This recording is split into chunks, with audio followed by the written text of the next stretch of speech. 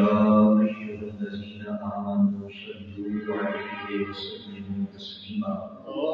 اللهم صل على محمد وعلى آل محمد وبارك وسلم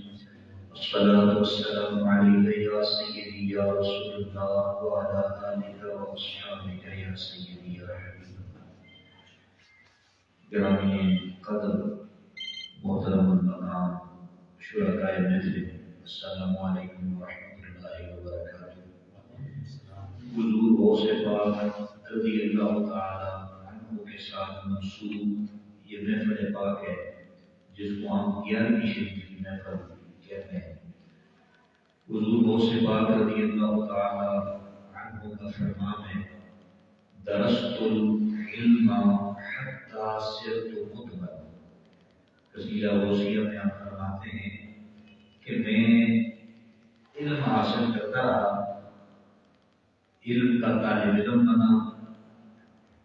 علم کے راستے کا مسافر بنا، اور مجھے اس سے برکتیں یہ نصیب ہوئی کہ اللہ تعالیٰ نے مجھے قطبیت کے درجے اور منصب پہ اللہ نے فائز فرما دیا۔ سبحان اللہ۔ ویسے تو آپ ولایت کے منصب پہ فائز تھے جب آپ دنیا میں تشریف لائے، لیکن مراتب میں درجات ہیں ولایت کے، تو آپ فرماتے ہیں کہ ولایت کا درجہ قطبیت جو ہے قطب، یہ درجہ مجھے نصیب ایسے ہوا ہے کہ میں علم دین حاصل کرنے میں لگ گیا، اس کام میں مصروف ہو گیا، اور جب میں علم دین کے راستے کا مسافر بنا تو اس کی برکتوں سے اللہ نے مجھے قطب بنا دیا۔ دیکھیں علم دین حاصل کرنا یہ ایسا بابرکت عمل ہے، فرضیت کے بعد، فرائض کے بعد، جتنے بھی فرائض ہیں، نماز فرض ہے، روزہ فرض ہے، حج فرض ہے، زکات فرض ہے، ان فرائض کے بعد باقی جتنے بھی نوافل ہیں ان میں اگر سب سے بڑا مقام اگر کسی عمل کو حاصل ہے تو وہ علم دین ہے۔ میں صرف ایک روایت آپ کی خدمت میں پیش کرتا ہوں، زیادہ وقت نہیں لوں گا۔ یہ میرے ہاتھ میں تفسیر کبیر ہے، اس تفسیر کبیر کے اندر علم آدم الاسماء کلھا، اس آیت کے تحت امام فخر الدین رازی علیہ رحمہ نے ایک حدیث پاک ذکر کی ہے، اور اس حدیث پاک سے آپ یہ نتیجہ اخذ کریں گے کہ علم دین دیکھیں کتنا بڑا ایک عمل ہے، جس عمل اور جس راستے پر گامزن ہوئے حضور شیخ عبدالقادر جیلانی محبوب سبحانی دونوں کو اللہ نے قطبیت کا مقام اور منصب عطا کیا، کتنا عظیم عمل ہے۔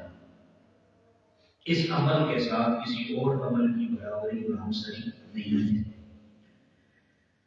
حدیث پاک کچھ یوں ہے، نبی کریم صلی اللہ تعالی علیہ وآلہ وسلم کان یحدث انسانا، ایک صحابی رسول سے حضور علیہ السلام ماہ میں گفتگو تھے، کچھ باتیں کر رہے تھے کہ اتنے میں وحی آ گئی، اوحى الله إليه أنه لم يبقى من عمر هذا الرجل الذي تحدثه إلا ساعة۔ وہی آ گئی، جبریل امین کہنے لگے کہ پیارے محبوب کریم صلی اللہ علیہ وسلم، یہ جس صحابی کے ساتھ ہم گفتگو کر رہے ہیں اس بندے کی زندگی کا جو دورانیہ ہے وہ بہت کم رہ گیا، چند لمحوں کا یہ مہمان ہے، چند لمحوں کے بعد، کچھ گھنٹوں کے بعد، کچھ گھنٹوں کے بعد اس نے فوت ہو جانا ہے۔ اب جس وقت یہ بڑی نازل ہوئی وہ جو وقت تھا وَكَانَ هَذَا وَقْتُ الْعَصْرِ،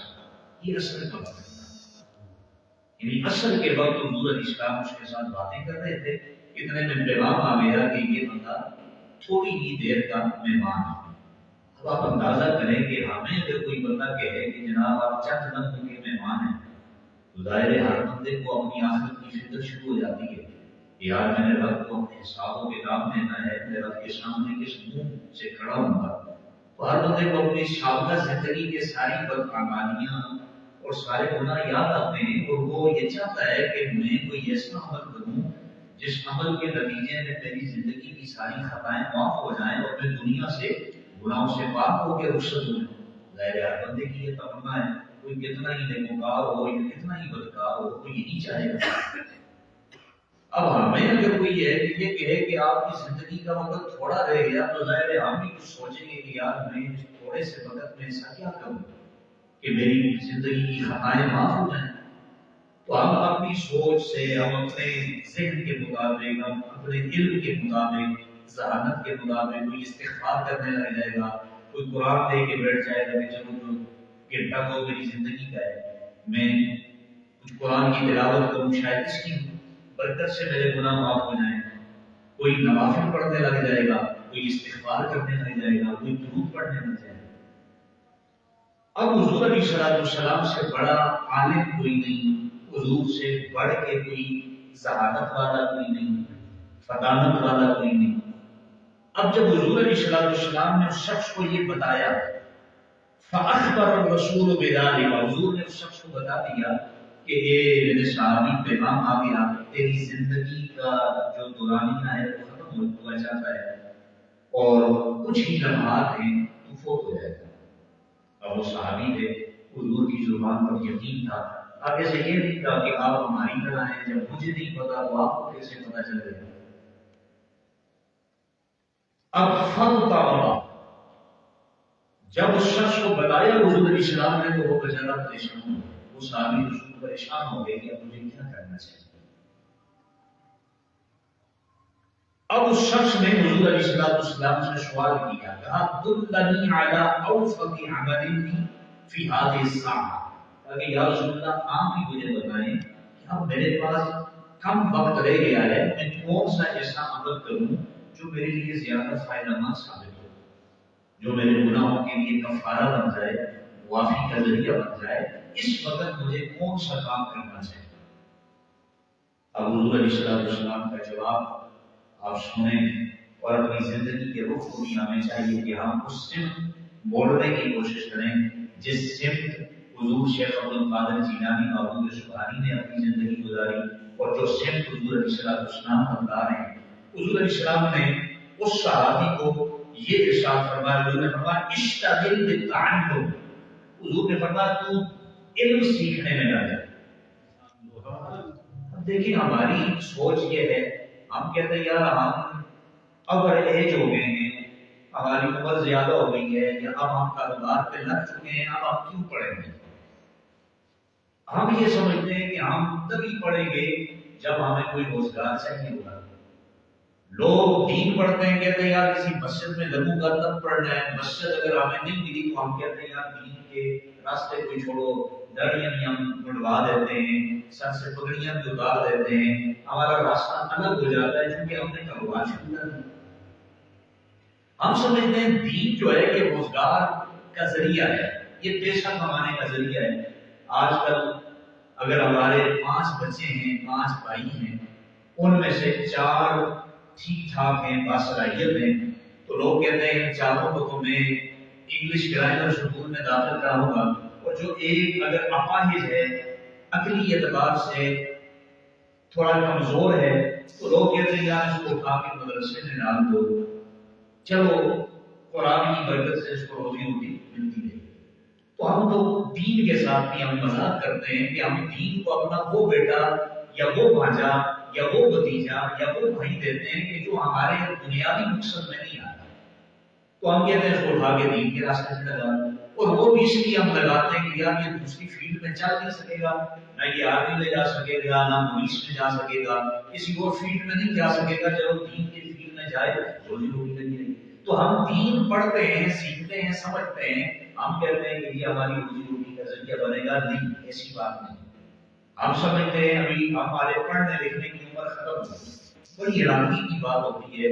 لوگ ریٹائرمنٹ لے کے جب واپس آتے ہیں تو یہاں آ کے ہو یا بیٹھ کے جس مسجد میں نماز پڑھتے ہو اسی مسجد میں بیٹھ کے ذرا دین کی بات سیکھ لو، اپنے فرائض کے بارے میں سیکھ لو، نماز کے بارے میں سیکھ لو، طہارت کے بارے میں سیکھ لو، کچھ قرآن کی تفسیر سیکھ لو، حدیث کچھ سیکھ لو، عقائد کا علم سیکھ لو، تو کہتے نہیں ہوں تو ساڑھے سیکھنا کی اوپر ہی نہیں. حالانکہ پیسے آگے رکھ لیتے ہیں, دو دو چار چار پیسے رکھ لیتے ہیں ٹائم کے بعد. یار آپ نے اپنی زندگی کو پیسوں کے قابل تو سمجھا, لیکن دین کے قابل آپ اپنے آپ کو کیوں نہیں سمجھ رہے؟ تو ہم سمجھتے ہیں کہ یہ صرف دین دنیا کمانے کا ایک ذریعہ ہے, لیکن ایسی بات نہیں. دیکھیں وہ آخری لمحات ہیں اس صحابی رسول کی زندگی میں. اس نے یہ نہیں کہا یار سنو میرے سکھانا کا فائدہ, نہ میں یہ تقریر کر سکا گا, نہ میں یہ درس دے سکا گا. اور یہ بھی بڑا لمحہ ہے, ہم پڑھتے اس لیے ہیں تاکہ کسی جگہ جا کے ہم تقریر کریں. کاش کہ ہم پڑھے پہلے اپنی ذات کے لیے پڑھیں, پہلے اپنے لیے پڑھیں گے. یار لوگ ہم نے پڑھا ہے اس میں ہم عمل کریں گے, پھر ہم دوسروں تک پہنچائیں گے. اب اس صحابی رسول نے حضور سے پوچھا یا رسول اللہ میری زندگی کا وقت تھوڑا رہ گیا, اب مجھے کون سا عمل کرنا چاہیے جو میرے لیے زیادہ مناسب ہو, زیادہ فائدہ مند ثابت ہو. اس موقع پہ حضور نے یہ نہیں فرمایا نفل پڑھنے لگ جا, یہ نہیں فرمایا استغفار کرنے لگ جا, کسی اور عمل کا نہیں کہا, بلکہ کیا کہا اشتغل بالتعلم. حضور نے فرمایا علم سیکھنے میں لگ جا. یہ جو علم سیکھنے میں تو لگ جائے گا, یہ جو تمہارا دورانیہ ہوگا, یہ جو تمہارا وقت ہوگا دین سیکھنے میں تو بیٹھے گا, یہ وقت تمہارے لیے گناہوں کا کفارہ بن جائے گا, تمہارے گناہوں کی معافی اور تلافی کا ذریعہ بنے گا. واشتغل بالتعلم, اصل کا وہ وقت تھا, وہ صحابی رسول دین سیکھنے میں لگ گئے. مغرب کا جب وقت ہوا تو مغرب کے وقت سے پہلے پہلے وقومی رات قبل المغرب, مغرب سے پہلے پہلے اس صحابی رسول میں انتقال ہو گیا.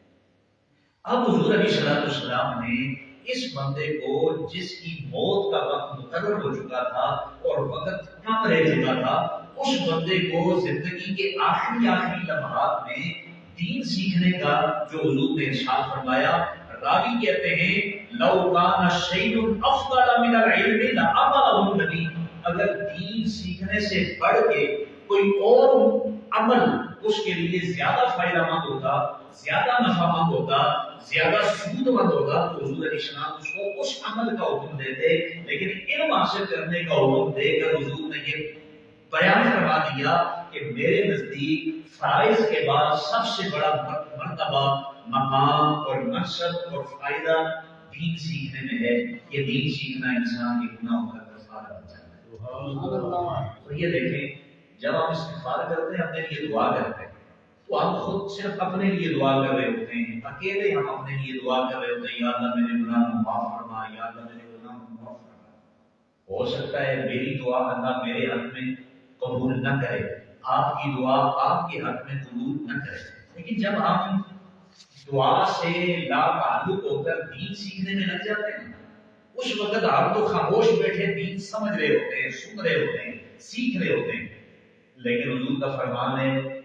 کائنات میں جتنے بھی فرشتے ہیں اور اس کائنات میں جتنے بھی چرند و پرندے, یہاں تک کہ والحیتان فی جوف الماء, یہاں تک کہ سمندر میں تیرنے والی مچھلیاں بھی